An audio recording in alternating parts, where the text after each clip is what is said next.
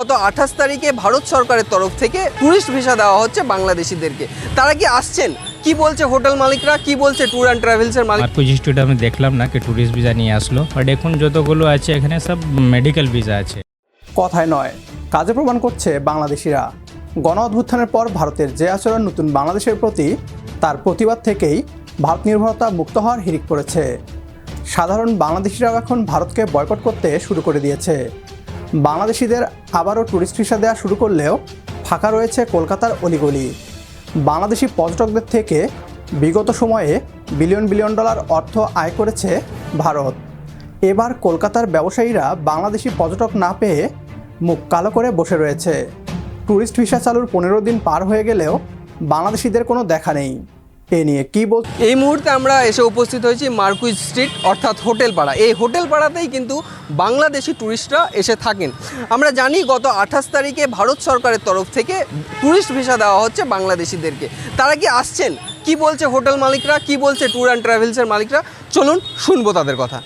দীর্ঘ 2 বছর বাংলাদেশি ভিসা বন্ধ ছিল নানা রাজনৈতিক কারণে। বাংলাদেশ এবং ভারতের মধ্যে যে ট্যুরিস্ট আসা যাওয়া করতো সেই জায়গাটায় কোথাও গিয়ে বন্ধ ছিল। সেখান থেকে গত 28 তারিখে আবার পুনরায় শুরু হয়েছে বাংলাদেশি ভিসা ভারত প্রদান করছে, এবং সেখান থেকে আমরা হোটেল সম্রাটে এসে উপস্থিত হয়েছি এবং হোটেল সম্রাট ম্যানেজারের সঙ্গে আমরা কথা বলবো যে বাংলাদেশি ভিসা চালু হওয়ার পর কি ট্যুরিস্ট আবার ফিরে আসছে, সে আগের চেহারা কি মার্কুইজ স্ট্রিট নিচ্ছেন? কথা বলবো। দাদা, এই যে 2 বছর বন্ধ ছিল এবং মার্কুইজ স্ট্রিট আমরা জানি শুধুমাত্র বাংলাদেশি ট্যুরিস্ট, বাংলাদেশি তারা কিন্তু বিভিন্ন কারণে ভারতে আসেন এবং ভারতে থাকেন। আবার এই ভিসা ইন্ডিয়া দিচ্ছে এবং 28 তারিখ থেকে সেই ভিসা দিচ্ছে। আবার কি সেই চেহারা নিচ্ছে পুনরায়? এখনও বোঝা যাচ্ছে না, কিন্তু ভিসাটা আস্তে আস্তে বাড়ছে। ট্যুরিস্টটা মানে 28 তারিখ শুরু করেছে। আমি 2-3 তারিখে ভিসা যারা 28 থেকে অ্যাপ্লাই করেছে, অনেকে 2 তারিখে এসেছে এবং রিসেন্ট 1-2 ভিসা ঢুকছে আর কি। এবং বিজনেস কেমন শুরু হয়েছে? মোটামুটি চলছে আগে, এখনও পুরো ফাইনাল। ট্যুরিস্ট তো অনেকেই অ্যাপ্লাই করেছে, এখনও সবাই পায়নি, কিন্তু ওদের সিস্টেমে ওরা ছাড়ছে আর কি। কোন ভিসাতে মূলত এই বাংলাদেশিরা এখানে আসতে পারছে? এখন তো কিছুদিন 2 বছর থেকে মেডিকেলই চলছে আর কি। মেডিকেল ভিসাতে আসে, এখন রিসেন্ট ট্যুরিস্ট ছাড়ছে, ট্যুরিস্টই আসবে আর কি। ট্যুরিস্ট ভিসাটাই বেশি আর কি আসে এখানে।